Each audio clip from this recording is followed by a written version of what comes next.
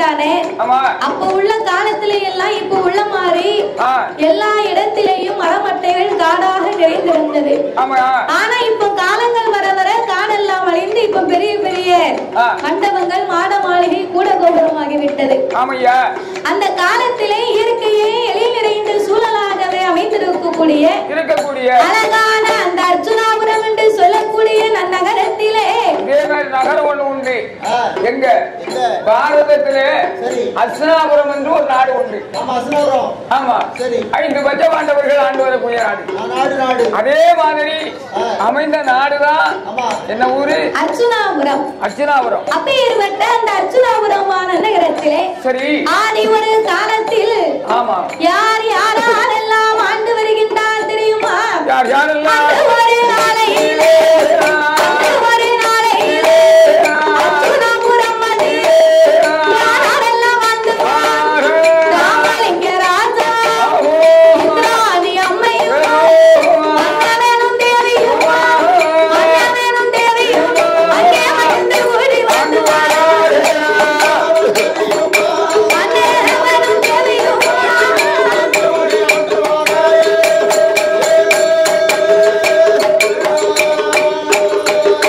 அப்போ ராமலிங்க ராஜா இந்திராணி அம்மையும் இருவேறு வாழ்ந்து வரும் நாளை எல்லைக்கு என்னை போல பிரிய தோற போல மலரும் மனமும் போல மங்களமா வந்து வர இருவேருக்கும் ஒருவர் சொல்லை ஒருவர் கேட்டு ஒருவர் சொல்லை ஒருவர் கேட்டு சுமையா வந்து ஒருவர் சொல்லை ஒருவர் கேட்டு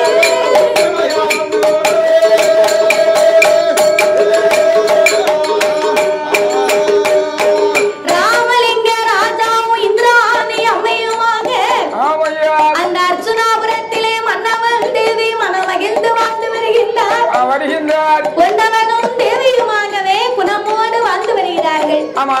ஒரு வீணையும் நாதம் போல நகமும் சதையும் போல மலரும் மனமும் போல கணவன் சொல்லை மனைவி கேட்டு மனைவியின் சொல்லை கணவன் கேட்டு ஒருவருக்கொருவர் ஒற்றுமையாகவே வாழ்ந்து வருகிறார்கள். வயதிலே எச்சுபடி படித்து 8 வயதிலே 8 பாடங்கள் எழுதி 10 வயதுக்குள்ளே பல பாடங்களை எல்லாமே படித்து வருகிறார்கள். இப்படியாக படித்து வரும் போது நல்ல தம்பியானவருக்கு நல்ல தங்கால் வந்து தங்கச்சி இந்த நல்ல தம்பி வந்து அரசு சபையிலே பிறந்தவர் அல்லவா? ராஜ குடும்பத்திலே பிறந்தார்களேயான அந்த அரசகுமாரருக்கு அனைத்து கலையும் தெரிந்திருக்க வேண்டுமா? பக்தி மார்க்கமும் கூடுதல் உண்டு. இன்னைக்கு தென்காசியிலே கட்டப்பட்ட கோபுரமானது பராகர பாண்டியனால் கட்டப்பட்ட கோபுரம். தஞ்சையிலே கட்டப்பட்ட கோபுரமானது சோழ மன்னனால் கட்டப்பட்ட கோபுரம். இப்படி ஒவ்வொரு கோவில்களையும் கட்டப்பட்ட அந்த அரசர்களால் கட்டப்பட்டது. அவங்களுக்கு வேலையா தான் கோவில் பணியே கூடுன பணி.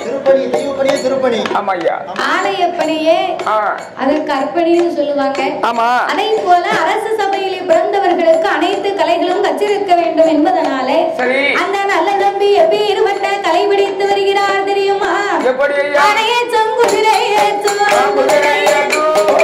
ஆனையேற்றம் குதிரை ஏற்றும் அறிவியர்ந்த தொழில் படித்தார் பள்ளியிடம்பு சிலம்பு தோழில் அச்சுமுள்ள பாடம் எல்லாம் மூச்சடக்கி பாய்ந்தாரானா அவன் முன்னூரை பாய்ந்திடுவான் நாளடக்கி பாய்ந்தாரானா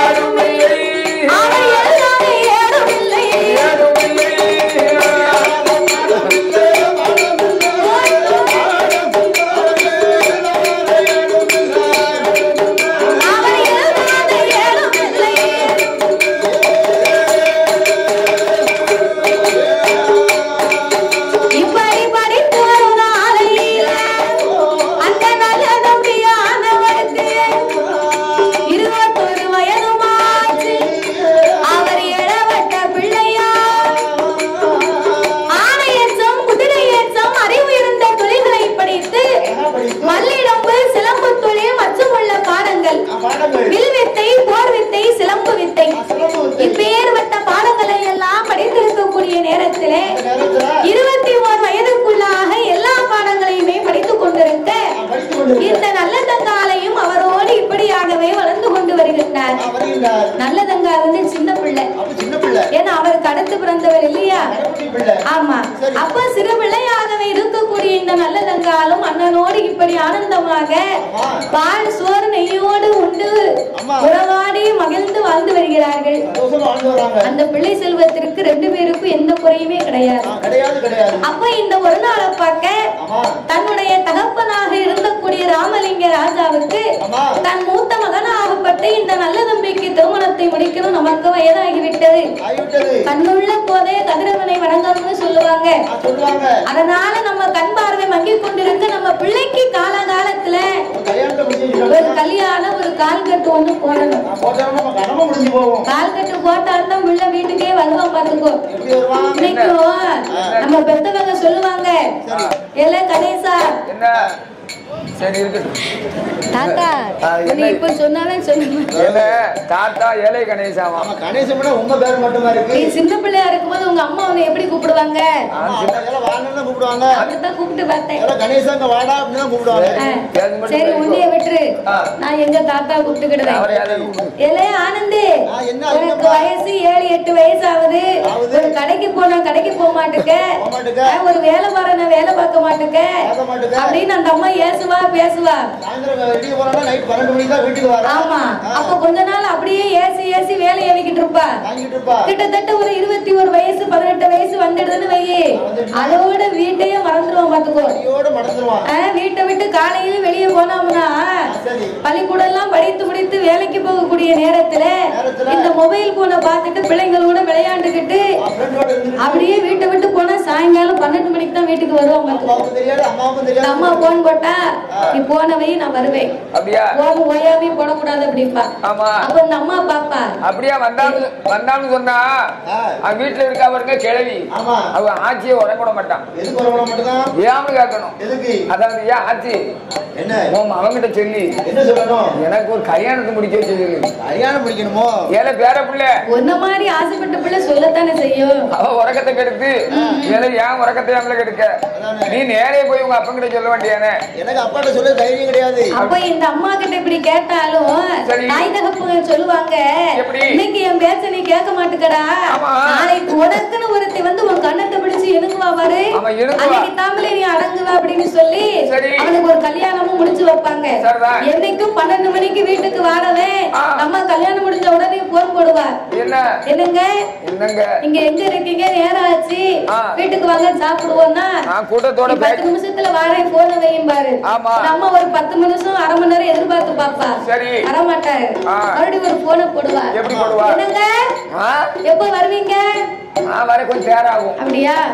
இப்ப 10 நிமிஷத்துக்கு நீங்க வீட்டுல இல்லைன்னா நான் கதவை அடைக்க போறேன்பா. மறுபடியும் கொஞ்சம் நேரம் பாப்பா, மறுபடியும் போன வரலன்னு வையே, ஏலே முருகா நான் எப்பவுமே உனக்கு போன் போட்டுருக்கு, உன் வேலைக்கு எப்படி வருது?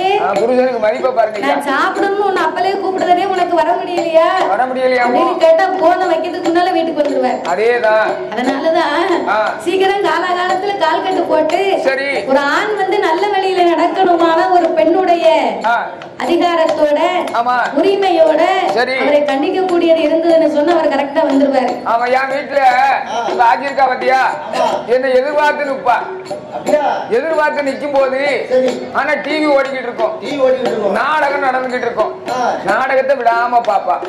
என்ன கூப்பிட்டிய சோறு வச்சு கூட ஏன் மனுஷா சும்மா இருக்கியா போரு, என்ன அவசரம் போகுது, இந்த இடைவெளி போடட்டும் விளம்பரம் வரட்டும் சோறு வச்சு தரப்பா. நான் ஒவ்வொருத்தரையும் தாங்க மாட்டாம நான் சொன்னேன், சரி நீ எனக்கு வந்தோன்னு சோறு வச்சு தர மாட்டேங்க, இப்ப நான் நாட்டுக்கு நிக்க போறவனே. நீங்க சொன்ன உடனே ஆட்சியில டிவி அப்படி இருப்பாளே ஏன் கேட்க, நீங்க இருக்க நீங்க நாட்டுக்கு நிக்கவே நிக்க போறீங்க. ஆமா, அந்த டிவியை மறைக்காம ஒரு ஓரமா போய் நாட்டுக்கு பரவாயில்ல. அப்ப நல்ல பொண்டாட்டி தானே உனக்கு. நான் பார்த்தேன் உன்னை உயிரோட விட்டுட்டு போவேன், மூக்கல போய் கயத்தை போட்டுட்டு மூத்தத்துல போய் நின்னுக்கிட்டேன். அவ வந்தா ஓடி வந்தா விளம்பரம் போட்டு வந்தேன். ஏங்க நீங்க நாட்டுக்கு நிக்க போறோம் இல்ல என்ன முத்தத்துல வந்து நிக்கிய நான் சாவம் நினைக்கோ ஏன் சொல்லி சாவ மாட்டேன் ஒன்னு ஜகடப்படுத்தி தான் சாவணும் இருக்கு. அதுக்கு பிறகு மின்னு வந்துட்டேன். அப்போ அத மாதிரி காலகாலத்துல ஒரு கல்யாணம் முடித்து நம்ம மகனை கண்முடியிட காண வேண்டும் என்று நல்ல தம்பி என்று சொல்லக்கூடியவருக்கு 21 வயதறியில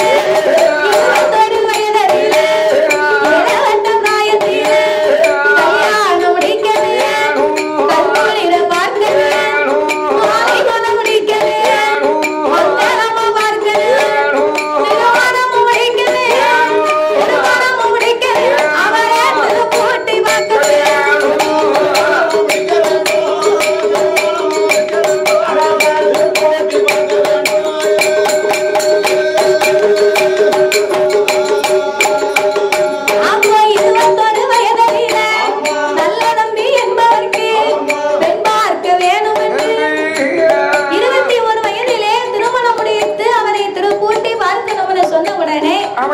அப்பா அம்மாவுடைய வார்த்தைக்கு அடுத்த வார்த்தை எதுவும் என்று ஆட்டுமென்ற நல்ல தம்பியை சம்மதிக்க அந்த மன்னனுக்கு அழகான பெண் பார்க்க வேண்டும் என்று குந்தலை தேசத்து கோமகனின் திருமகளாகப்பட்ட மூலி அலங்காரி என்று சொல்லக்கூடிய பெண்ணை கொண்டு வந்து திருமணங்களை செய்து வைத்தார்கள்.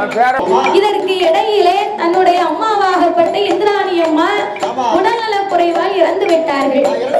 அதற்கு பிறகு அப்பாவாகப்பட்ட ராமலிங்க ராஜாவுக்கு அவருக்கு மனசுல வந்து ரொம்ப வருத்தம். நம்ம பிள்ளை ஆம்பளை பிள்ளைக்கு கல்யாணம் முடித்துட்டு நம்ம பொட்ட பிள்ளை இப்படி எல்லாம் ஒத்தையில இருக்கு, தாயும் இறந்து விட்டாலே நம்ம பிள்ளைக்கும் கல்யாணம் முடிக்கலையே அப்படிங்கிற ஏக்கத்திலே சிலது நாளைக்குள்ள அவரும் தன் உயிரை மாய்த்து விட்டார். டானிக்கு வேணுமோ இல்ல டானிக்கெல்லாம் இங்க கிடைக்காது வாங்க அன்னைக்கு அப்ப இப்படி இருவர்களும் தாய் தகப்பனும் இறந்து விட நல்ல தங்காளுக்கு வயதாகி கொண்டிருக்கும் போது 12 வயதுக்குள்ளே பக்குவதி பெண்ணாக இருக்க தன் தங்கையாகப்பட்ட நல்ல தங்காளை ஒரு தாய்க்கு தாயா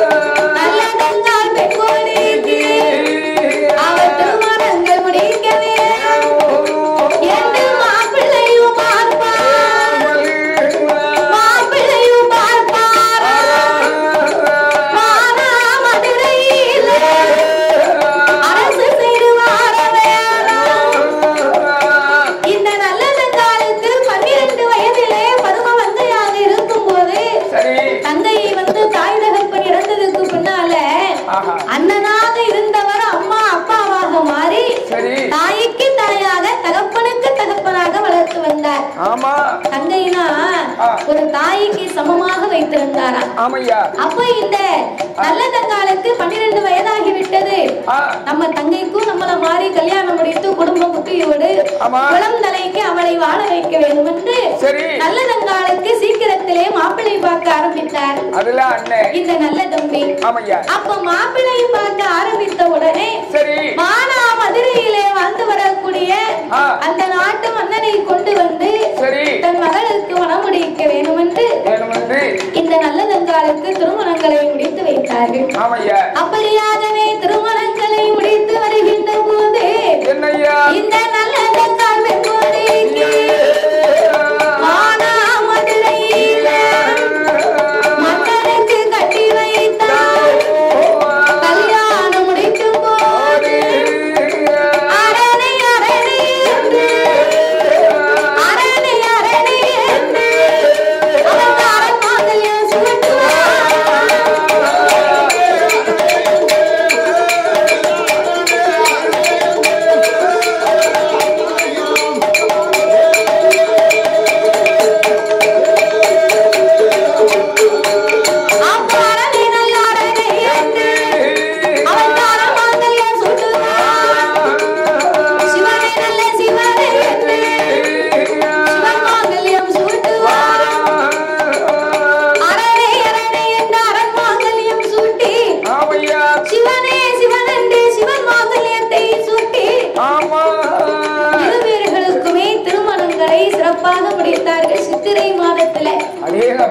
சித்திரை மாதத்திலே திருமணங்களை முடித்து இருவேர்களும் சிறப்பாக சாஸ்திரம் சம்பிரதாயங்களை எல்லாம் முடித்து இருவேர்களுமே தன்னுடைய நாடாகப்பட்ட மானாமதுரைக்கு வந்தார்கள். அப்போ மானாமதுரையிலே நல்லதங்கால் தன் கணவனோடு சிறப்பாகவே வாழ்ந்து கொண்டிருக்க வாழ்ந்து வரும்போது இந்த நல்லதங்கால் திருமணமாகி மானாமதுரைக்கு போகும்போது அவங்களுக்கு வேணுங்கிற சீரை கொடுத்தாராம். சீரன்னு சொன்னா எப்பேற்பட்ட சீர் தெரியுமா? அவளுக்கு உட்கார்ந்து அவளுக்கு முக்காலையும் பொன்னால அவ அமர்ந்து கொண்டு மோர்கடைய அவ அமர்ந்து சேர பொன்னால அவ இருந்து மோர்கடைய அவ இருப்பு சேரும் தங்கத்தால் அனைத்து கால்கரங்க அனைத்தையும் பொன்னால அவ பிடித்து கால்கரங்க அவளுக்கு பிடித்தையும் தங்கத்தால் முக்காலையும் பொன்னால மரக்காரும் பொன்னால தங்க நல்ல கிண்ணத்தோடு அந்த அம்மாவுக்கு அவ உட்கார்ந்து மோர் கடைவதற்கு முக்காலையும் பொன்னால இருந்த மோர் கடையை இரும்பு சேர தங்கத்தாலையா. அப்ப தங்கையை எவ்வளவு பாசமா வளர்த்திருந்தா அவர் கொடுக்கலாம். அப்போ ஒரு ரூபாய்க்கு வச்சிருக்கு. நம்மளா இருந்தா கொடுப்போமாயா நம்ம தங்கச்சிக்கு? இப்ப விற்க விலையில இருக்க முடியும். தங்க இருந்தாலும் அவளுக்கு போக நம்ம லேசா லாத்திக்கிடுவோமே அப்படின்னு நமக்கு இருக்கு நினைப்பு. கண்டிப்பா நல்ல பாசம் உள்ள அண்ணன் தம்பிகளா இருந்தா தங்கைக்கு செய்கிறார்கள். ஆமா, அவ வந்து ஒரு 4 வடவை சங்கிலியும் ஒரு சின்ன செயினும் போட்டிருப்பா. அந்த கூட பிறந்தவங்க நினைப்பா இந்த சின்ன செயினை கொடுத்து அவளை ஏமாத்திடுவோம் சொல்லி அந்த பெரிய வடவன் சங்கிலி போருங்க 4 வடம் சங்கிலி அவர் வச்சுக்கிடுவாரு. உனக்கு போதும் இதை கொண்டு போம்பாங்க. ஆனா இந்த மன்னனாகப்பட்ட நல்ல தம்பி வந்து மானாமதுரை காசிராஜனுக்கு கட்டி கொடுக்கும் போது எதையுமே வேண்டாம்னு சொல்லாம குத்து விளக்கு தங்கத்தால அளந்து போடக்கூடிய நாளி தங்கத்தால மரக்கா தங்கத்தால குத்துகிற உலக்க கூட தங்கத்துல கொடுத்தாராம். அந்த அளவுக்கு பாசமா வளர்த்துக்கிற பிள்ளைகளுக்கு பாலூட்டும் சங்கும் தங்கத்தாலையா. அப்ப இப்பேற்பட்ட சீர் சினத்தியோடு ஆணையில குதிரையில சொல்லி தன்னுடைய தங்கைக்கு சீர் சினத்திகளை கொடுத்து அந்த மானாமதுரையை ஆண்டு வந்தவருக்கு திருமணத்தை பண்ணி கொடுத்து சிறப்பாகவே அனுப்பி வைத்தார்கள். இப்படியாகவே அந்த காசிராஜனும் நல்லதங்கால் பெண்குடியாலும் இறைவனுடைய அருளாலே இன்பமாகவே வாழ்ந்து வருகிறார்கள் அல்லவா. அந்த நல்லதங்காலை திருமணம் செய்து கொண்டு போகும்போது நல்லதங்கால் வந்து சிறு பிள்ளையாக இருந்தார்களா. அந்த காலம் சீக்கிரமா கல்யாணம் பண்ணி கொடுத்திருக்கிறாங்க. 12 வயது 13 14 15 16 இப்படி எல்லாம் கட்டி கொடுத்திருக்கிறாங்க. அப்போ அது இப்பதானே மாறி இருக்கு. மக்களுக்கு எல்லாம் ஒரு வயது வரணும்னு அப்போ அதெல்லாம் கிடையாது அல்லவா. அப்போ சிறு வயதிலே தாலி கட்டி இந்த நல்லதங்காலை அழைத்து போறதுனால அந்த காசிராஜனும் நல்லதங்காலுக்கு பலவிதமாகப்பட்ட பரிசுகளை கொடுத்து அவரும் தன் மனைவியை சிறப்பாகவே வாழ வைத்து வந்தார். இப்படியாகவே இருந்து வரக்கூடிய இருவர்களுக்கும் எல்லா செல்வங்கள் இருந்த போதிலும் செல்வத்திலே சிறந்த செல்வமே பிள்ளைன்னு சொல்லுவாங்க. சொத்துக்கெல்லாம் பெரிய சொத்து குழந்தை சொத்து என்பார்கள். அந்த காலத்துல 10 பிள்ளைகள் 15 20 21 வரைக்கும் பெத்து எடுத்து வளர்த்தா அந்த வளர்ந்த பிள்ளை அப்பாவை பார்த்து கேட்பானா, எப்பா எங்களை இத்தனை பிள்ளைய வளர்த்திருக்கு, எங்களுக்கு என்னத்தை நீ சேர்த்து வச்சு எங்களை பெத்த நாங்க வாழுறதுக்கு அப்படின்னு கேட்டா அவர் சொல்லுவாரா, ஏண்டா நான் செல்வத்தை எதடா நான் சேர்த்து வைப்பேன், உங்களைத்தான் 10 பிள்ளைகளா பெத்து வளர்த்து ஆளாக்கி உங்களைத்தான் நான் சொத்தா 10 பிள்ளைகளை வளர்த்து வச்சிருக்கேன், அதுக்கு மேல எனக்கு என்னடா சொத்து வேணும்னு சொல்லுவாரா. அப்ப அந்த காலம் பிள்ளைகளைத்தான் பெரிய சொத்தா நினைச்சிருக்காங்க. ஆனா இப்போ நம்ம ஏரியாவில நம்ம சொத்து வாங்கணும், வீடு வாங்கணும், நிலம் வாங்கணும், தோப்பு வாங்கணும்னு ஆசைப்படுகிறோம். எனப்பந்தமா கூடி வாழ்வதற்கு யாருக்கும் எண்ணம் கிடையாது. அப்போ இந்த நல்லதங்காலுக்கும் காசிராஜனுக்கும் கடவுளுடைய அருளாலே 10 ஆண்டுகளுக்குள்ளாக அவர்களுக்கு 7 பிள்ளைகள் பிறந்தார்கள். 1 2 கிடையாது, 10 ஆண்டுகளுக்குள்ளாக 7 பிள்ளைகள். 7 பிள்ளை என்ன பிள்ளைகளோ 7 பிள்ளையிலேயுமே 4 ஆண் குழந்தைகள் 3 பெண் குழந்தைகள். இப்படி 4 ஆண் குழந்தையும் 3 பெண் குழந்தையும் பெற்றெடுத்த நல்லதங்கால் தன்னுடைய நாட்டிலே சிறப்பாகவே வாழ்ந்து வருகின்ற போது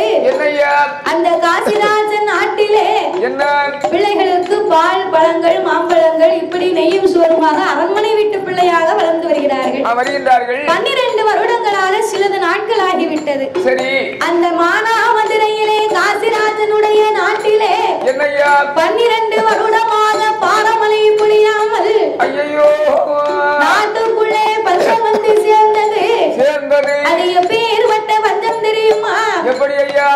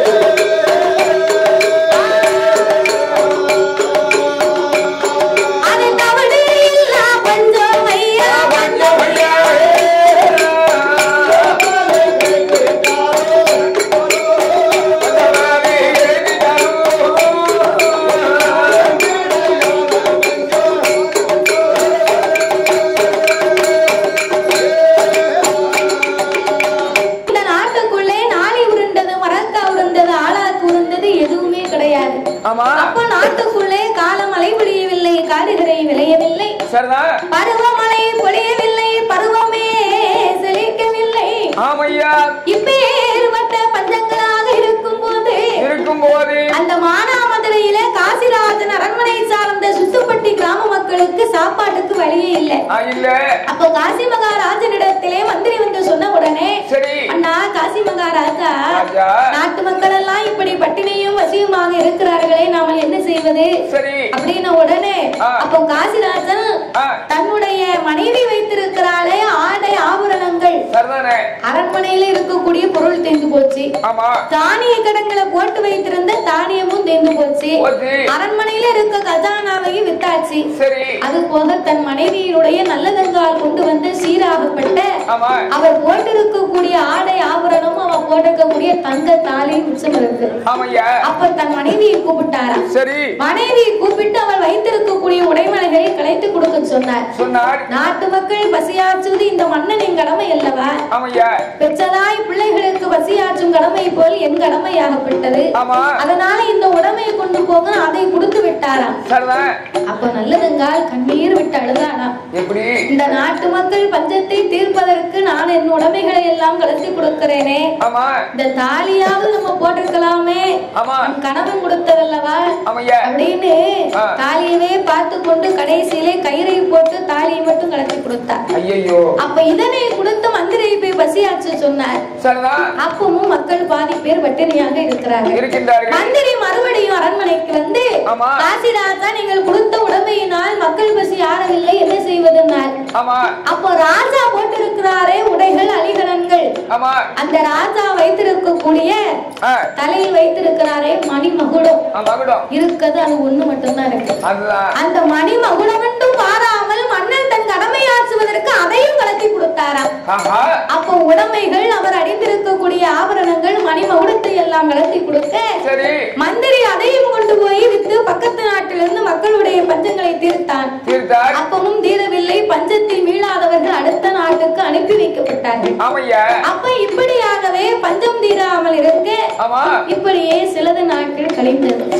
சிலது நாட்கள் கழிந்த போது இந்த நல்லதங்காளுடைய நிலைமையை பார்த்தா நாட்டுக்குள் இருந்த பஞ்சம் மன்னனுக்கு வந்து விட்டது. மக்கள் பசியாற்றிய மன்னனுக்கே பஞ்சம்னு சொன்னா என்னையா செய்ய முடியும்? அப்பந்தான் நல்லதங்கால் பெற்ற திருமக்கள் மக்கள் எல்லாம் என்னையா அம்மாவுக்கு முன்னாலே என்ன செய்கிறார்? அம்மா பசிக்கிறது, அம்மா வயிறு பசிக்கிறது, ஆமா எனக்கு நிற்க முடியவில்லை, இருக்க முடியவில்லை, உறக்கம் வரவில்லை அம்மா. அம்மா பசியோ பசி என்று வறுமையினால் வாடப்பட்டார்கள். அம்மா பசிக்குதே. அதாவது உலகத்திலே கொடியது வறுமைன்னு சொல்லி இருக்கிறாங்க. சரி, வறுமை கொடியது, பசி கொடுமது, பட்டினியும் கொடுமை. அப்பேற்பட்ட வறுமைக்கு உள்ளாக்கப்பட்டு நல்லதங்காலின் பிள்ளைகள் எல்லாம் பசி பசி என்றே வாடினார்கள். அப்பந்தான் நல்லதங்கால் பார்த்தார். எப்படி? அரண்மனையில் இருக்கும் போது அரண்மனையில் இருக்கும் போது நல்லதங்கா பெண் கொடியார் ஏழு நல்ல பிள்ளைகளை தன்னோடு அழைத்துக் கொண்டு ஆறுகளை இந்த மக்கள் பாட்டி ஒன்று சொல்ல கேள். அம்மாவோட இடம் அது அண்ணன் வீடு போவதற்கு ஏமாறுக்கோ செல்ல மக்கள் இந்த அம்மாவோட வார்த்தை கேள். நாம மாமா வீடு போயிடலாம், நாம மாம்பழமும் சாப்பிடலாம். மாமா வீட்டுக்கு போனா நமக்கு மாங்காய் உண்டு, தேங்காய் உண்டு, மாம்பழமும் உண்டு. நெய்யோடும் சோறோடும் நாம வெண்ணையோடு சாப்பிடலாம், வாருங்க மக்கா அப்படின்னு பிள்ளைகளை புறப்பட்டு கொண்டு அந்த மானா மதுரையை கடந்து அந்த காலத்திலே மாமா வீட்டுக்கு போகலாம், மாம்பழமும் சாப்பிடலாம் என்று ஏழு பிள்ளைகளையும் வரிசை வரிசையாகவே கையை பிடித்துக் கொண்டு அவன் இடுப்பில் ஒரு பிள்ளை வைத்தான், அவன் இடையில் ஒரு பிள்ளை வைத்தான். ஏழு பிள்ளைகளை கைபிடித்து அவன் அன்னம் போல நடை நடந்து, அவன் அன்னம் போல நடை நடந்து அவன் அவசரமா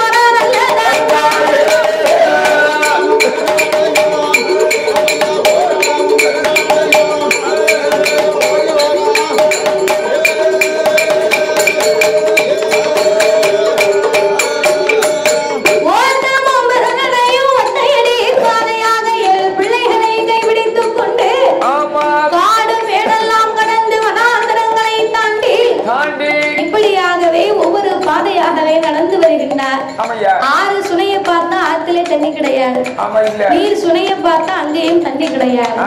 இப்படி காட்டு வழி பாதையாகவே பிள்ளைகளை கைப்பிடித்துக் கொண்டு நேர அர்ஜுனாபுரத்துக்கு வர வேண்டும் என்று காட்டு வழி பாதையாக வந்து கொண்டிருந்தார் அல்லவா?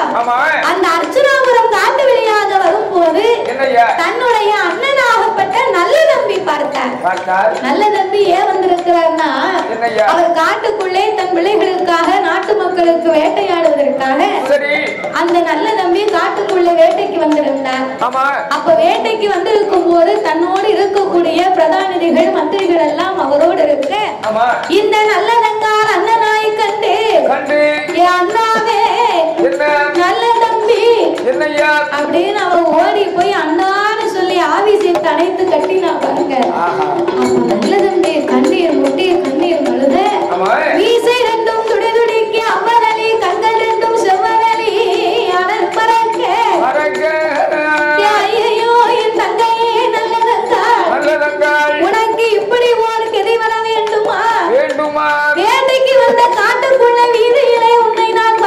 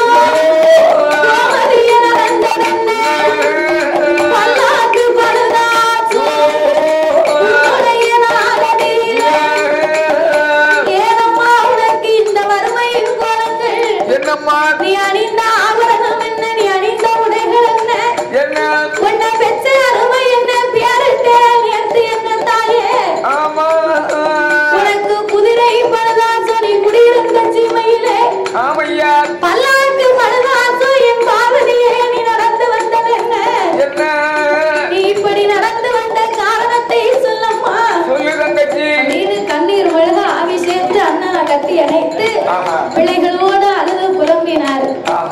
அழுது புலம்பிய உடனே நல்லதங்கால் கண்ணீர் மல்க முட்டி முட்டி அழுதாள்.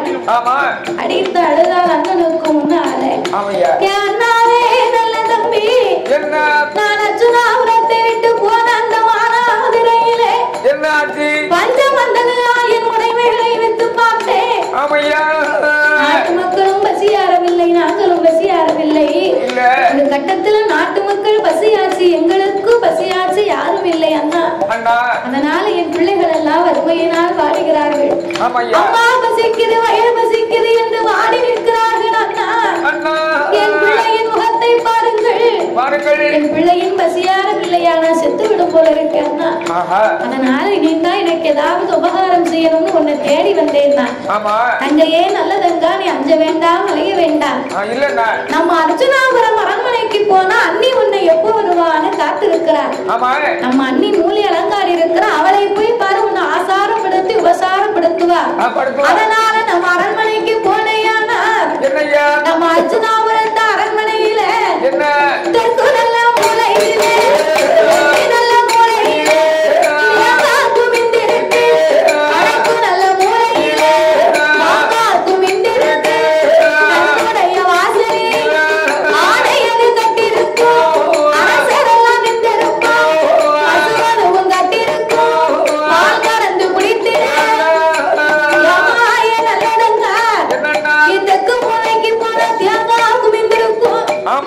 வடக்கு மூலைக்கு போனா மாங்கா குவிந்திருக்கும்.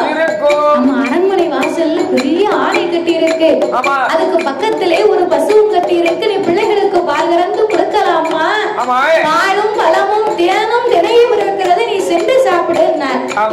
அப்ப சென்று சாப்பிடுன உடனே மனசுல ரொம்ப சந்தோஷம். நல்லதங்காலுக்கு நம்ம பிள்ளைகளையும் பசியாச்சலாம் பசியாச்சலாம் என்று வாருங்க மக்கா, நம்ம மாமன் வீடு போவோம் என்று 7 பிள்ளைகளை அழைத்துக் கொண்டு தன் அர்ஜுனாபுரத்திற்கு வந்து சேர்ந்தார். அர்ஜுனாபுரத்துக்கு அரண்மனைக்கு முன்னால தெரு கோடி வெளியா நடந்து வரும் போது தெரு கோடிய நின்று கொண்டு அலங்காரி பார்த்து கொண்டு நிற்காரு. அவ தெருக்கோடியில வரதுக்கு முன்னால மூலி அலங்காரி மொட்டை மாடியில இருந்து பார்த்துட்டு நிக்கா. அவ ஏன் பார்க்கா தெரியுமா? இவள் அங்கிருந்த செய்தியை சீக்கிரமாக இந்த மூலி அலங்காரிக்கு தம்பி ஒருத்த உண்டு. அவன் மன்னனோட வேட்டைக்கு வந்தான் பாருங்க. இவள் சீக்கிரமா அரண்மனைக்கு வருவதற்கு முன்னால அவன் வந்து மூலி அலங்காரிக்கு செய்தியை சொன்னான். மேல நின்று இவளை எதிர்பார்த்து நின்னான். அவ கோடியில வந்தா இவ மாடியில நிக்கா. அப்ப மாடியில நின்று எதிர்பார்த்து நின்னால நல்லதங்க அரண்மனைக்குள்ள நடந்து வரதுக்கு முன்னால விறுவிறுவிறுன்னு கீழே இறங்கி வந்தா.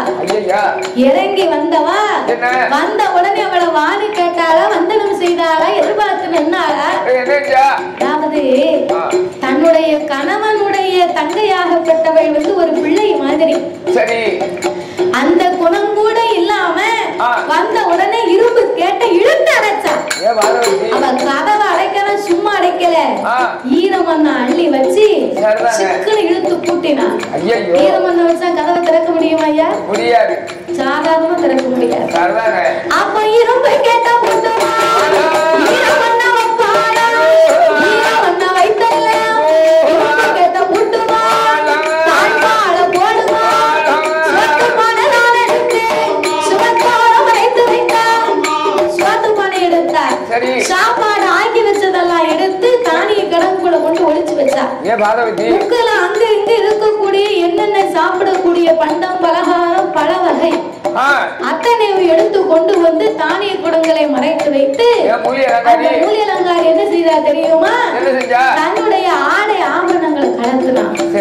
தன்னுடைய அவள் அணிந்திருந்த உடையை கலத்தி அந்த புறத்தில் வைத்து விட்டு பழைய சேலையை கட்டி நெத்தியில பத்து போட்டு முக்காடு போட்டு மூளையில போய் படுத்துக்கிட்டான். அவ படுத்திருக்க மூலையில மாங்காவையும் தேங்காவையும் அவன் பக்கத்துல கொண்டு அடைச்சு வச்சான். அப்ப பழைய சேலை கட்டி நெத்தியில பத்து போட்டு முக்காடு போட்டு முக்குல படுத்தாளே மூலி அலங்காரி. அவ மூலி அலங்காரி கிடையாது, மூதேவி சண்டாளி. அப்ப மூதேவி சண்டாளி இந்த மூலி அலங்காரி முக்குல படுத்திருக்க அவன்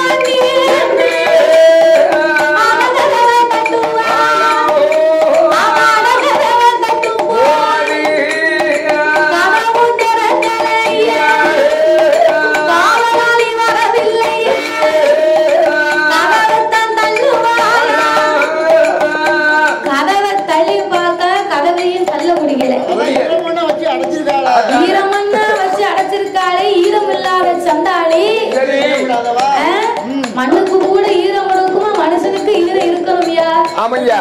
அதாவது நம்ம வீட்டிற்கு இன்னைக்கு யாரும் அண்ணன் என்று வந்தவர்களுக்கு நம்ம இல்லைன்னு சொல்லக்கூடாது ஐயா.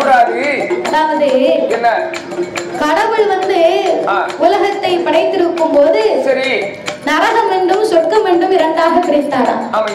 அப்ப நரகம் என்றும் சொர்க்கம் என்றும் இரண்டாகவே பிரித்திருக்கும் போது சரி பிரித்தான்னு சொன்னா நம்மளுடைய உலகத்திலே படைத்த மக்கள் பாவ புண்ணிய கணக்குப்படி அந்த மக்களுக்கு தண்டனையும் நல் வாழ்க்கையும் கொடுப்பதற்கு சொர்க்கம் நரகம்னு பிரித்திருந்தார்.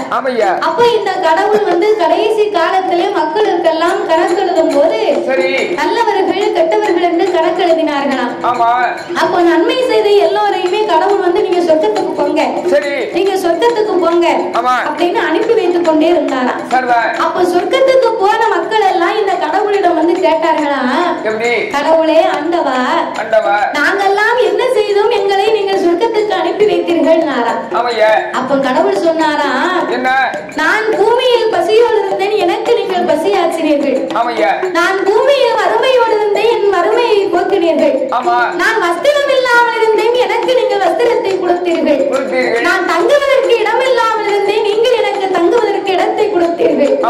நான் குடிப்பதற்கு தண்ணி இல்லாமல் இருந்து என் தாகத்தை தீர்த்தீர்கள் அப்படின்னு சொன்ன போது அப்ப அந்த மக்கள் கேட்டார்களா, பூமியில உங்களை நாங்க பார்க்கவே இல்லையே, உங்களுக்கு நாங்க எப்படி பசி ஆற்றிருக்க முடியும்? அப்ப கடவுள் சொன்னாரா, வறுமையாக இருக்கக்கூடிய எல்லோருக்கும் நீங்க உதவி செய்தீர்களே, ஆனால் எனக்கு செய்த மாதிரி யாரெல்லாம் வறுமையோடு இருந்தார்களோ அப்போதெல்லாம் நான் வறுமையாக இருந்தேன், யாரெல்லாம் வஸ்திரம் இல்லாமல் இருந்தார்களோ அப்போது நானும் வஸ்திரம் இல்லாமல் இருந்தேன். அப்ப யாராருக்கெல்லாம் எப்போது நீங்கள் பசி ஆற்றினீர்களோ அப்போது நான் பசி ஆறினேன். அதனால வறுமையோடு இருப்பவர்கள் எல்லோருமே கடவுளுக்கு நிகரானவர்கள். அதனால நம்ம வீட்டுக்கு வறுமைன்னு வந்தவங்களுக்கு அன்னம்னு வந்தவர்களுக்கு நம்மளால முடிந்தது ஒருவேளை சாப்பாட்டை அது வாங்கி கொடுத்து ரோட்ல யாரை பார்த்தாலும் அனாதையானவர்கள் என்று இந்த உலகத்தில் யாரும் இருக்கக்கூடாது. தாய் தகப்பனையும் தன் பெற்ற பிள்ளைகளையும் நாம இல்லை என்று யாரையும் தொடுதலை விடக்கூடாது. வயதான பின்னருக்கு முதியோர் இல்லத்துல கொண்டு சேர்க்க கூடாது. வழிதவறி விட்டவங்களை பார்த்தா கூட இப்படி பாதுகாப்புக்காக இருக்கக்கூடிய ஒரு இடத்துல போய் நீங்க கொண்டு போய் சேருங்க. ரோட்ல பார்த்தவங்களுக்கு சாப்பாடு இல்லையா, தண்ணி இல்லையா, உடை இல்லையா, நமக்கு என்ன காசு பணம் இல்லாம இருக்கா, நம்ம கூட மாலை மாலையும் கட்டி கொடுக்க வேண்டாம்.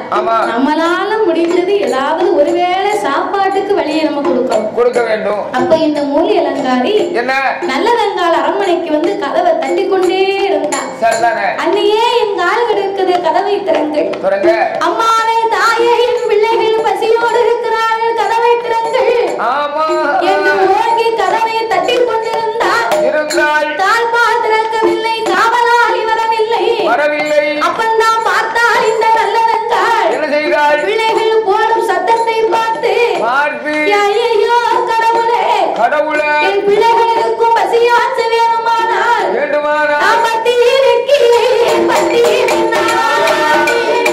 இந்த தாழ்பாலை திறக்க வேண்டும்.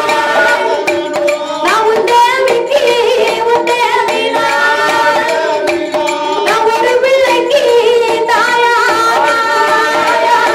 நான் தாயா, இந்த பூச்சி திறக்க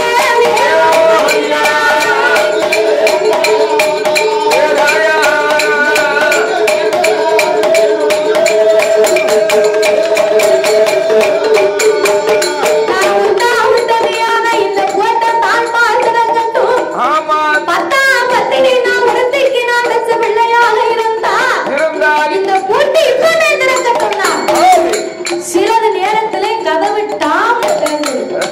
அப்ப கதவு திறந்த உடனே மூலை அலங்காரி முக்கிலே படுத்திருந்தார்.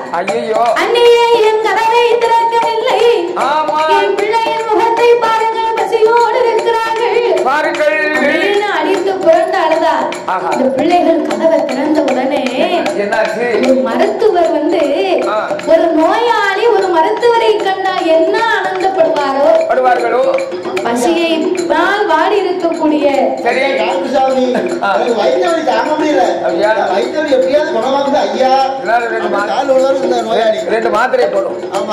அப்போ ஒரு நோயாளி ஒரு மருத்துவரை கண்ட கண்டால் என்ன ஆனந்தப்படுவாரோ பசியினால் வாடி இருந்த பிள்ளைகள் கதவை திறந்த உடனே இந்த மாங்காவையும் தேங்காவையும் கண்ட உடனே ஓடி ஓடி ஓடி பிறக்கினார்கள். ஓடி ஓடி பிள்ளைகள் பிறக்கின உடனே மூலி அலங்காரி சடக்கென்று எழுந்தரித்தார். எழுந்தரித்த சண்டாரி அந்த மூலி அலங்காரி மாங்காயத்தான் உடுத்து வாரா மாவிலையே உடுத்து வாரா தேங்காயே உடுத்து வாரா. மாங்காய புடுங்கினா தேங்காய புடுங்கினா 1000 மாங்காயில அழுதின மாங்காய எடுத்து கொடுத்தா 1000 தேங்காயில அழுதின தேங்காய் வள்ளி கொடுத்தாளையா. அதையும் பிள்ளைகள் வேண்டாம்னு சொல்லல.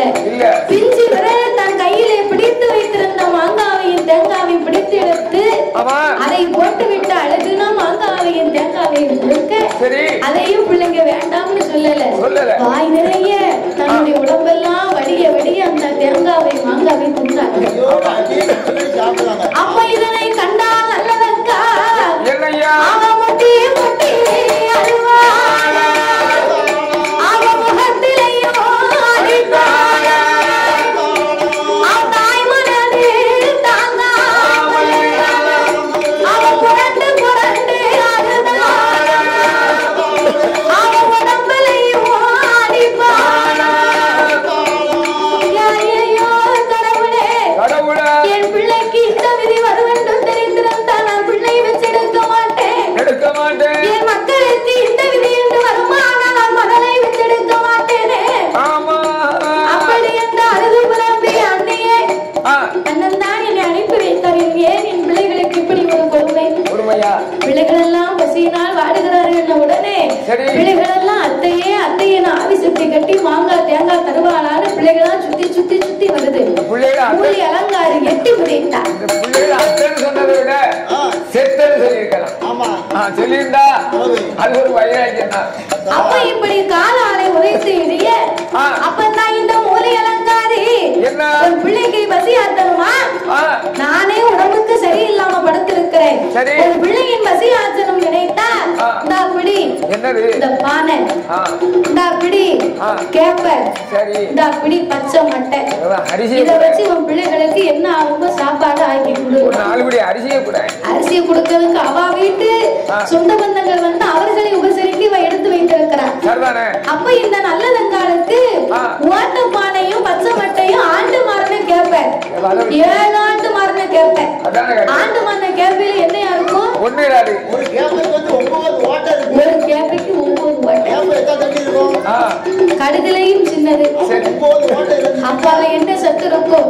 இந்த ஆண்டு மாறின கேப்பையவும் ஓட்ட பானையவும் பச்சை மட்டையும் கொடுத்து எரிந்து பிள்ளைகளுக்கு கொடுக்க சொன்னா பச்சை மட்டையில தீ வச்சு பார்த்தா தீ பிடிக்கல. அப்பவும் நான் கடவுளை எண்ணி 10 பத்திரியானா 10 பிடிக்கட்டும் என்று சொல்ல வச்சு தீ பிடித்தது. கேப்ப ஆண்டு மாறின கேப்ப பொங்கி வரக்கூடிய நேரம், பொங்கி அது வெந்து வரக்கூடிய நேரத்துல மூலி அலங்காரி பார்த்தா ஓடி வந்த காலால் ஒரு எத்து எத்தினார். காலால் எத்தின உடனே அவன் காலாலே மிதிப்பார். அப்ப பானை வெடித்து விழுகுதையா. அப்ப கீழே கேப்ப ஓடுதையா. பானையை மிதித்து பானை 2ஆக விடுத்து கீழே விழுந்தது. வலிந்து ஓடக்கூடிய கேப்பையை பிள்ளைங்க மண்ணோட அள்ளி அள்ளி அள்ளி அள்ளி திங்குறார்கள். அந்த கேப்பையில் ஒரு கேப்ப கூட கீழே இல்லை. வலிந்து ஓடிய கேப்பைய வாயினால் அள்ளி அள்ளி உண்ட பிள்ளைகள் கண்ணோடு எப்படி வாயிலை திட்டு கொண்டிருக்கிறாளே. என் பிள்ளைகள் இனி இந்த உலகத்திலே இருக்க கூடாது. பெற்ற பிள்ளை எப்படி இருக்கு? பெற்றதாய்க்கு மனசு கேட்கும் ஐயா. எந்த தாய் பிள்ளை அதை ஏற்றுக்கொள்ளும். தன் பிள்ளைகளை வறுமை ஆச்ச வேண்டாம். அண்ணன் வீட்டுக்கு வந்து நமக்கு இந்த அவமானம் தேவையா? ராசிராஜன் சொன்னது உண்மையாகிவிட்டதே. அந்த வீட்டு கொண்ட நமக்கு வகையிலே சேர்க்கலையே. இனி நாம இந்த உலகத்திலே இருக்க கூடாது என்று இருந்தாலும் இறந்து போனாலும் குற்றமில்லை. இனி வாழ்ந்தாலும் இறப்போமையா. அது இறப்போமையா. மாறி மாண்டு போனாலும்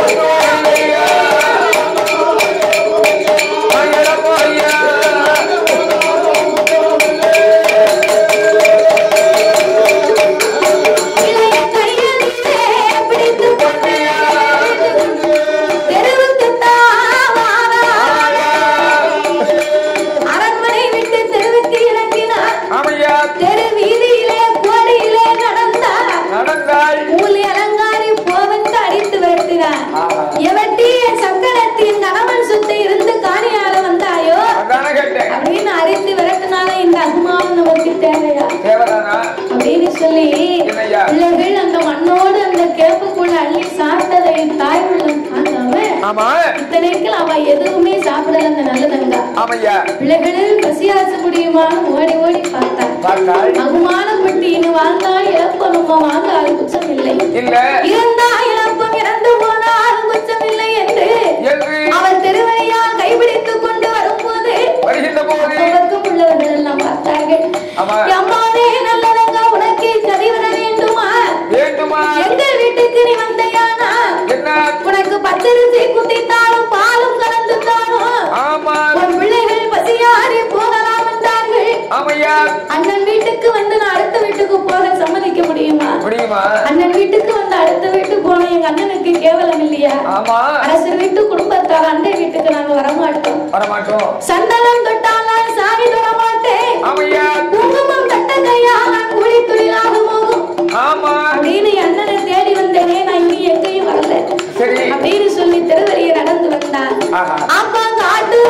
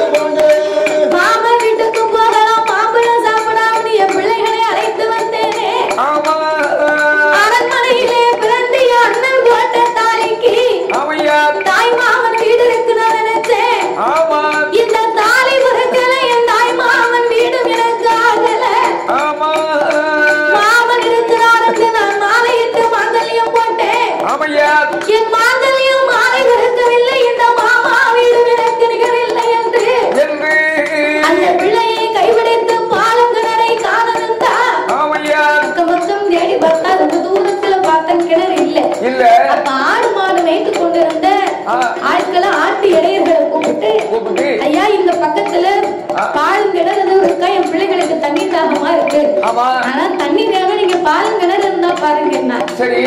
ஒத்தையடி பாதையா போனா அதுல ஒரு அந்த மந்தை தெரியுதா, அங்க ஒரு பாலும் கிணறு இருக்கு, போய் பாருங்க. அப்ப ஆட்டு இடர்கள் வார்த்தை கேட்டு பாலும் கிணத்துக்கு வந்தா. பாலும் கிணத்திலே பிள்ளைகளை அமர வைத்து சிறிது நேரம் பிள்ளைகள் கொஞ்சம் சாப்பிட்டாங்க பாத்தீங்களா, அந்த சாப்பிட்ட பசி அமர்ந்த உடனே நடந்து வந்த கலைப்பிலே பிள்ளைகள் எல்லாம் படுத்து தூங்கினாங்க. அந்த கிணத்து அடியில அதுல சாய்ந்து கொண்டு தூங்கும் போது பிள்ளைகள் முகத்தை பார்த்தா, பச்சை பிள்ளைகளை நம்ம கிணத்துல எப்படி தூக்கு போடுவது, பச்சை பிள்ளையை எப்படி என் கையால கொண்டு போடுவேனோ தெரியவில்லையே கடவுளே, இந்த கதி அழகுமானா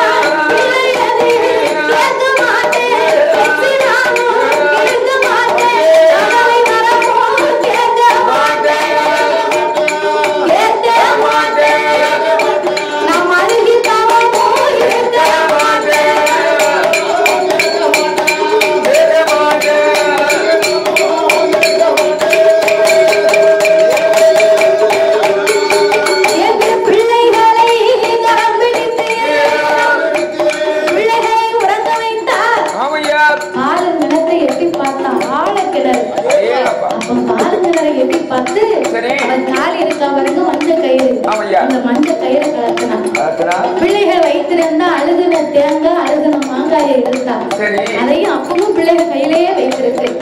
இந்த அழுகுன மாங்காய் தேங்காய் அவ போட்டிருந்த தாலி, பிள்ளைகளுக்கு பாலூட்டக்கூடிய சிறிய சங்கு, இம்மூன்றையும் எடுத்து அந்த தாலியை கிணத்திலே தொங்க விட்டார்.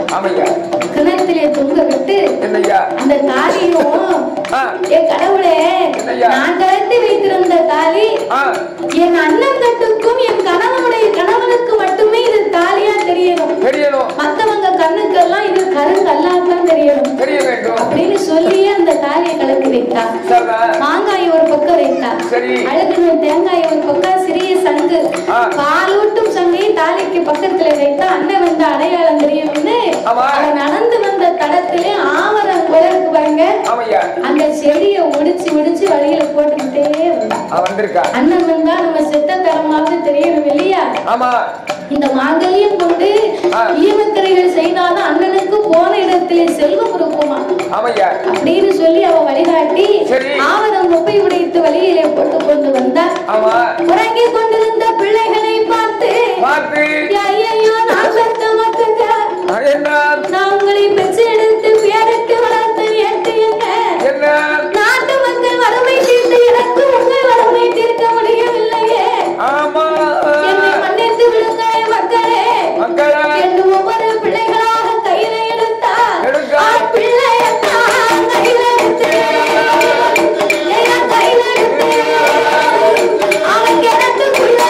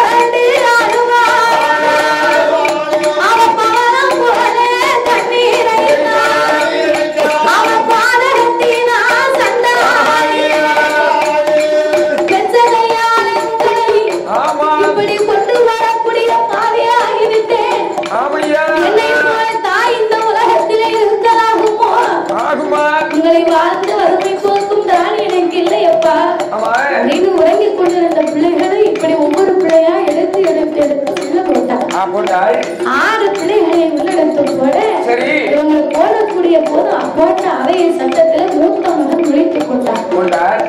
அப்ப மூத்த மகன் நுழைத்து அம்மா செய்யக்கூடிய செயலை பார்த்துட்டு அவன் கால சுத்திதான் கிணத்தை சுத்தி ஓடி வர என்னை மட்டும் விட்டு விடு அம்மா நான் ஓடி பிழைத்திருந்தா உண்மைகளை சொல்லி இருப்பேன் நான் தப்பி பிழைத்திருந்தா என் தாய்மையை சொல்லுவேன் அம்மா என்னை மட்டும் விட்டு தாய் நான் எங்கேயாவது போய் பிழைச்சுக்கிடுவேன் நான் சாணி கட்டி அவன் தகப்பின்னு செய்ய சொல்லுவேன் வேலைக்கு விறகுடித்தாவது உன் பேரை நான் சொல்லுவேன் அம்மா என்னை மட்டும் விட்டு நான் பிழைத்துக் கொள்கிறேன் அப்படின்னு அவன் காலை கட்டி பிடிச்சு அழுதான். ஓவியம் யூடியூப் சேனலை லைக் பண்ணுங்க, ஷேர் பண்ணுங்க, சப்ஸ்கிரைப் பண்ணுங்க, மறக்காம அந்த பெல் ஐகானை கிளிக் பண்ணுங்க. இருக்க இடமும் இல்லை இந்த உலகத்தில் எனக்கு பூமி இல்லையே எனக்கு மாலை உருக்கலாம் மாமன் வீடும் எனக்கு இல்லை என் தாய் உருக்கிற தாய் மாமன் வீடும் என் பிள்ளைகளுக்கு இல்லையே அப்படின்னு சொல்லி மூத்த மகனாகப்பட்டவனை பிடித்து அவனுக்கு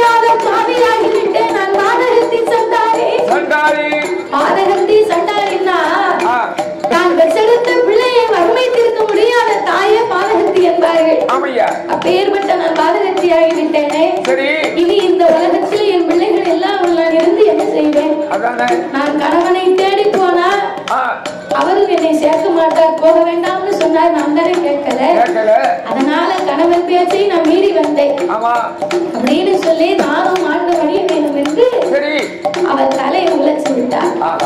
தலைவிரி கோலமா கிழிந்த ஆடையோடு பசித்த வயிறோடு வாடிய முகத்தோடு வறுமையின் பார்வையோடு பிள்ளைகள் மாண்டதை பார்த்து கொண்டு அந்த நல்ல வந்தால் அவன் கிணத்து மேல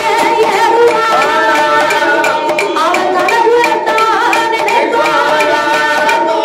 அவன் கொண்டு முறையை சுற்றி அவன் சுற்றி பால் கிணத்துக்குள்ள குடிப்பான்.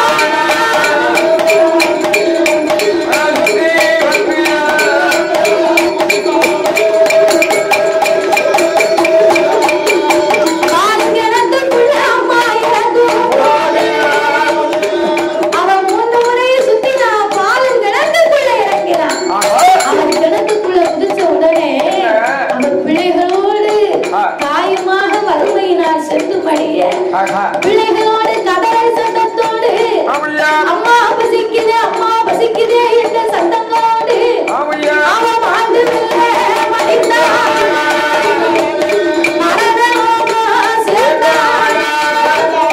அவன் செத்து வெல்ல மடித்தான். அந்த பாதகத்தி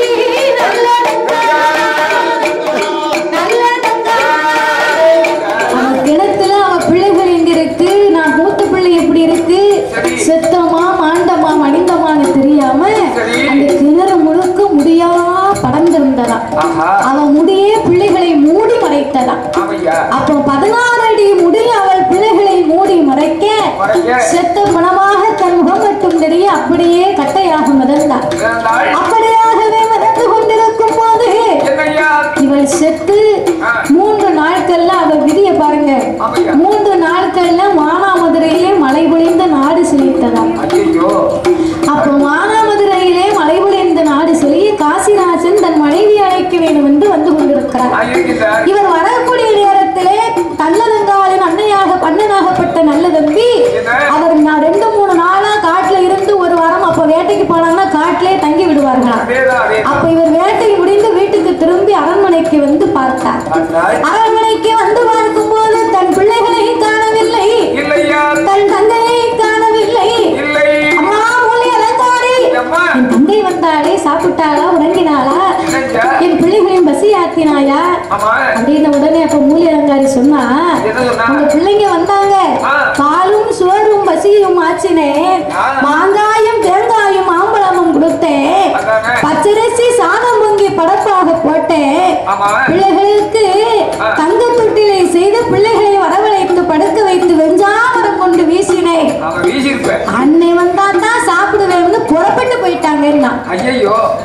மூலி அலங்காரி மூதேவி சண்டாளி இவர் சொன்ன வார்த்தையை பார்க்கும்போது இப்படி எல்லாம் செய்திருந்தா நம்ம தங்கை இங்குதானே இருந்திருப்ப, அண்ணன் வர வேண்டும் என்று ஆளனுப்பி அங்கும் இங்கும் தேடினார். எங்கும் இல்லை. அக்கம் பக்கம் உள்ள மக்கள் எல்லாம் செய்தியை சொன்னார்கள். கடந்த விவரத்தை அழுது கொண்டே அனைத்து மக்களும் புலம்ப அங்க கூட கூப்பிட்டோம் ஐயா, பச்சரிசியும் தாரும் பாலும் கலந்து தாரும்னு கூப்பிட்டேன். அண்ணனை தேடி வந்த அரண்மனைக்கு அவர் இல்லை என்று அக்கம் பக்கம் போனா அண்ணனுக்கு மதிப்பில்லை, அதனால நான் போறேன்னு இந்த ஒத்தையடி பாதையா போனாங்கன்னு சொன்ன உடனே நீ சுரண்டும் துடிதுடிக்க மின்னல் போர் கோபம் வர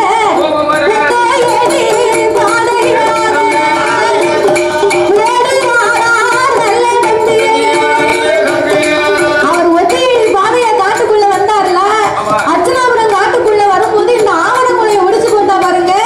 அந்த ஆவணமலையை பார்த்து கொண்டே நம்ம தங்கை போட்ட தடம் என்று சொல்லி தொடர்ந்து நடந்தார். ஆட்டு இடையர்களை பார்த்த என் தங்கை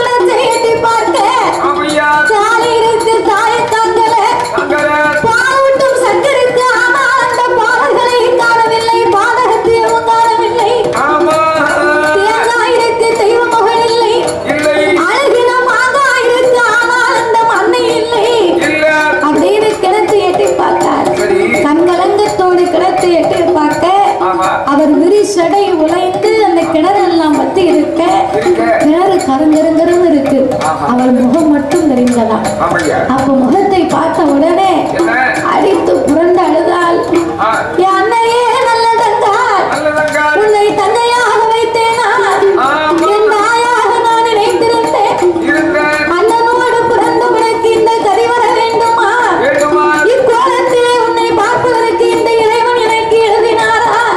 எனக்கு யாருடைய தீவினையா, எவனுடைய சொல் பிழையா, என்ன காலத்தோட விதிப்படியா, அந்த கடவுளோட சோதனையா, நான் முன் செய்த பாவம் தானா, முடிந்தது வாய் பிறப்பியா, எனக்கு தாயாரே விதிப்படியா, எனக்கு விதிப்படியா, நல்லதங்க தலையடியே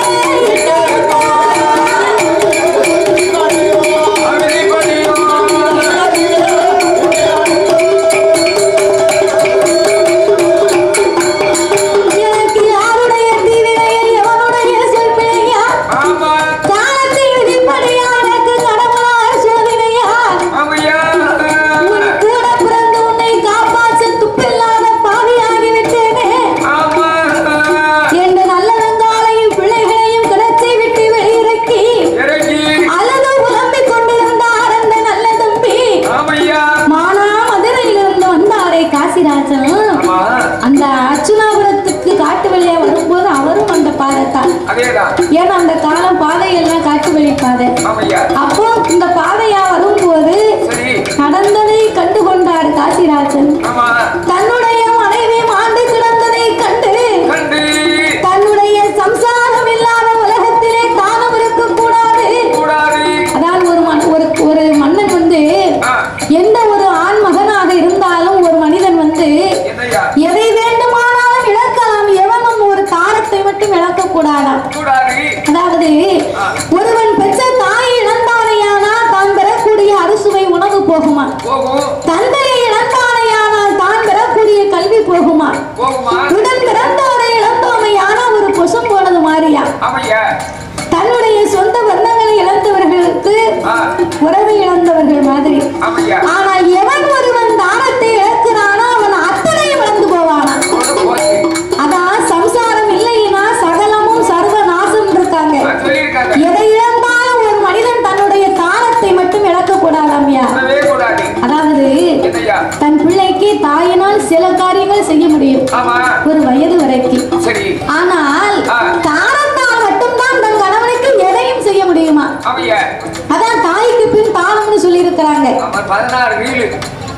அப்போ இந்த தாய்க்கு பின் தானம் என்று சொன்னா இந்த தன்னுடைய மனைவியாகப்பட்டவள் நல்லதங்காய் இறந்திருப்பதை கண்டவுடனே தன்னுடைய மனவேதனை தாங்க முடியாத அந்த காசி மகாராஜா அவர் வரவாயா உதவுவாரா, அந்த பூமியிலே நாட்டுவாரா, ஏ வாழையோ பாய்தாரா, அவர் பாயுவாரா, பாய் விடலைத்தான் வாய்ப்பாரா.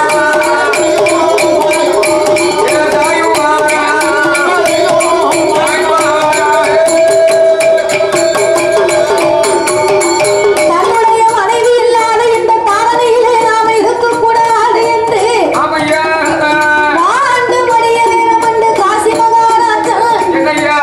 இப்பவும் சில குடும்பத்துல கணவன் மனைவிகளுக்கு இருக்கக்கூடிய உறவுன்னா தன்னுடைய மனைவியின் அருமை வந்து நமக்கு தெம்பு இருக்கிறது வரைக்கும் ஒரு ஆணுக்கு எப்போதுமே தெரியாதா. என்னைக்கு தன்னுடைய உடல் வலிமையை இழந்து அவர் இருக்கிறாரோ அன்னைக்கு தன்னுடைய தாரம் நமக்கு செய்யக்கூடிய பணிவிடை பார்த்துதான் அன்னைக்குத்தான் அவருடைய அருமை என்னன்னு ஆண்மகனுக்கு தெரியுமா. இருக்கு வரைக்கும் யாருடைய அருமையும் தெரியாது, இல்லாத பிறகு தேடியும் கிடைக்காது. அதனால மனைவின்னு சொன்னா அவளுக்கு ஒரு மதிப்பு இருக்கணும், அது எல்லாருமே உணர்ந்து நடக்கணும். அப்போ இந்த மனைவியாகப்பட்ட நல்லதென்றால் தன் பிள்ளைகள் இல்லைன்னு உடனே உரையில் இருந்த வாளை உருவி பூமியிலே ஆட்டி தன்னுடைய வாளில் காய்ந்து தன் உயிரை மாய்த்து விட்டார். பார்த்தார் இந்த நல்ல நம்பி, ஐயோ இப்படி வம்சமே அறிந்து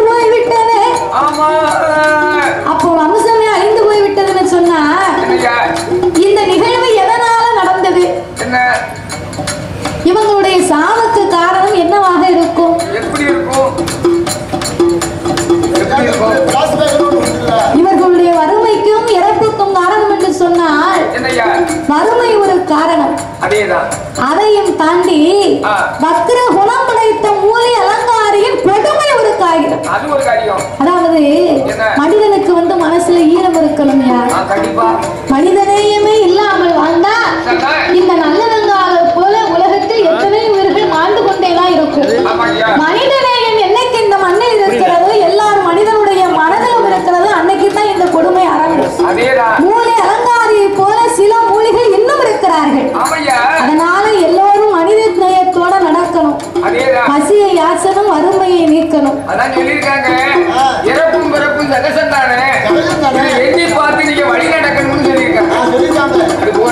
அதனால வறுமையிலே இருப்பவர்களை பார்த்துவிட்டு நாம வக்கர குணத்தோடு போகக்கூடாது. பசியோடு இருப்பவர்களுக்கு பசியாச்சினால் அவர் கடவுளுக்கு நிகரானவர். அதனால வறுமையினால் வாடப்பட்டு நல்லதென்றாலும் தன் பிள்ளைகளும் தன் கணவனோட உயிரை மாய்க்க பார்த்தா இந்த நல்ல தம்பி இதோடு கதை முடியல இன்னும் இருக்கு. இந்த நல்ல தம்பி தான் கடைசியில இந்த நல்ல தம்பி தன்னுடைய தங்கையின் வம்சத்தை அழைத்த அந்த மூலி அலங்காரி மூதேவி சண்டாயை விட்டு வைக்க கூடாது. இவரை போன்றவர் இந்த உலகத்தில் இருக்கும் வரைக்கு தங்கையின் நிலைமை எல்லோருக்கும் வந்து சேரும் என்று நேர அரண்மனைக்கு வந்தார். அதுவே மூலி அலங்காரி என் தங்கை வந்ததற்கு என்ன காரியம் செய்தார் அப்படின்னு ஆங்கார கோபப்பட்டார். அவர் என்னதுமே பேசல. அப்போ பிறகு யோசித்தார், இவர்களை இப்படின்னு சொன்னா இவர் வம்சத்தை இவள் மட்டும் அழிக்க கூடாது, இவளை சார்ந்த இவள் வம்சத்தை நாமல் அழிக்க வேண்டும் என்று அந்த மூலி அலங்காரிக்கு இருந்தானே ஒரு தம்பி, அவனுக்கு கல்யாணம் என்று சொல்லி அதற்கு ஏற்ற பந்தலை போட ஆரம்பித்தார். மூலி அலங்காரி உன் தம்பிக்கு சுப நிகழ்ச்சி நடக்கணும், கெட்ட காரியம் நடந்த இடத்துல நல்ல காரியம் நடக்கணும் சொல்லுவாங்கடி, சொந்த பந்தங்களை எல்லாம் வரவழைக்க சொல்ல உங்களுக்கு விருந்து வைப்போம்னு ஒரு கல் மண்டபத்தை கட்டினார். அது பொய் கல் மண்டபம்.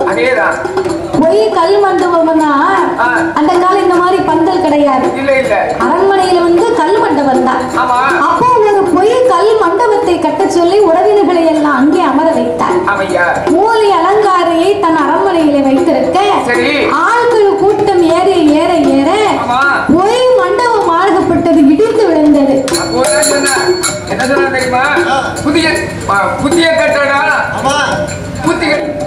அவர் ஒரே ஒரு ஆப்பிள் தான் வச்சிருக்காரு. அந்த ஆப்பை தட்டின உடனே மண்டபங்கள் இறங்கக்கூடிய அளவுல வேலை பார்த்திருக்காங்க. அந்த மாதிரி இப்படி சொன்ன உடனே அப்படியே ஆப்பை தட்டினாரு. அப்ப அவர் செய்து யோசனை செய்ததை மாதிரி அவங்க வம்சத்தை அப்படியே ஒரே முறையில கல் மண்டபத்தோடு கட்டி இடித்து விட அத்திரைவர்களையும் அழிக்க அவர்கள் மாண்டு முடிந்தார்கள். அலங்காரி நாம விட்டு வைக்க கூடாது என்று வறுமையில் வந்த என் தங்கை நல்லதங்காலை நீ கொண்டு போட்டாயோ சண்டாளி. வறுமை ஒரு காரணம் என்றால் நீ அதற்கு ஒரு காரணம் அல்லவா? உன்னை இதோடு நான் விடமாட்டேன் என்று சொல்லி அவர் வாழ வைத்தார். ஐயா மூலி அலங்காரியே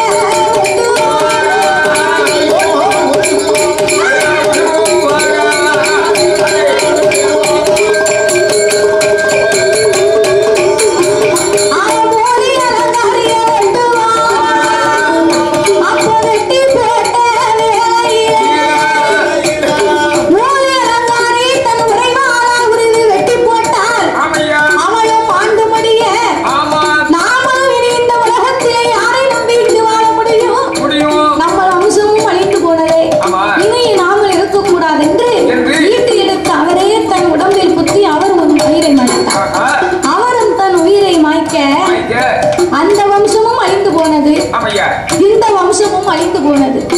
வறுமையின் காரணத்தினால் மனிதநேயம் இல்லாத மூல அலங்காரின் கொடுமையின் காரணத்தாலும் இந்த உலகத்திலே மிக கொடியதுனா என்ன நினைக்கிறீங்க? இந்த உலகத்திலே மிகவும் கொடுமையானது என்று சொன்னால் பசிதான். பசி கொடுமை, பட்டினி கொடுமை, வறுமை கொடுமை, இதையெல்லாம் கொடுமையினால இப்படி இரண்டு வம்சமும் அழிந்து போக அழிந்து போன இந்த நல்லதங்காலும் நல்லதங்கையும் தன் பிள்ளைகளையும் பார்த்து இதுபோல் ஒரு அண்ணன் தங்கையா இந்த உலகத்திலே சிவபெருமானை தோன்றி நல்ல வெங்காலுக்கும் நல்ல தம்பிக்கும் மறுபிறவி கொடுக்க வேண்டும் என்று சிவபெருமான் தோன்றினார். மறுபிறவின்னு அவங்கள மனிதர்களால் கொண்டு போக முடியாது. மாண்டவர்கள் எல்லாம் இந்த மண் மீது வந்தார்களே, ஆனால் பூமாதேவி பொறுக்க மாட்டார். அதனால இப்பிறவி விட்டு நீங்க இன்னும் ஒரு தெய்வ பிறவியாகி நீங்க இருவர்களும் மண்ணுலக மக்களை உங்களை வணங்கக்கூடிய பேர்களுக்கு நீங்கள் காத்து ரட்சிக்கும் கடவுளாக வறுமை போக்கும் தெய்வமாக இருங்கள் என்று சிவபெருமான் மறு உயிரை கொடுக்க இன்னைக்கும் விருதுநகர் மாவட்டத்திலே 10,000 பக்கத்திலே அர்ச்சனாபுரத்திலே வயக்காடுக்கு பக்கத்திலே வயல்வெளிகள் எல்லாம் இருக்கக்கூடிய இடத்துக்கு மத்தியிலே இந்த நல்லதங்கால் என்று சொல்லக்கூடிய தெய்வ திருமகள் தன்னுடைய 7 பிள்ளைகளோடும் நல்ல தம்பியோடும் காசிராஜனோடும் கோவில் கொண்டு குழுவிருக்கிறார். அந்த அம்மா அமைந்திருக்கக்கூடிய கோயிலிருந்து கொஞ்சம் தூரத்துல அந்த அம்மா குதித்து கிணறும் இருக்கான். அந்த கோவிலிலே இன்னைக்கும் மக்கள் எல்லாம் சித்திரை மாதத்திலே அவளுக்கு திருமலை கொடுத்து மாதம் மாதம் பௌர்ணமி அன்னைக்கு அந்த அம்மாவுக்கு பூசை உண்டா. அப்படி நல்லதங்கால் அம்மாளை அந்த ஊர் மக்கள் எல்லாம் அவள் வழி வம்சத்திலே வந்தவர்கள் எல்லாம் அவளை அறிந்தவர்கள் எல்லாம் இன்னைக்கு வணங்கி கொண்டே வருகிறார்கள். இந்த நல்லதங்கால் அம்மையை தெய்வ திருமகளை யார் ஒருவர் வருடந்தோறும் வணங்கி வரக்கூடிய மக்களுக்கெல்லாம் வறுமையை நீக்கி சுபிட்சமான மழை பொழிது உலகத்திலே வறுமை தேங்கும்படியாக நாடெல்லாம் செல்வ செழிப்பாக இருந்து வரும்படியாக வறுமை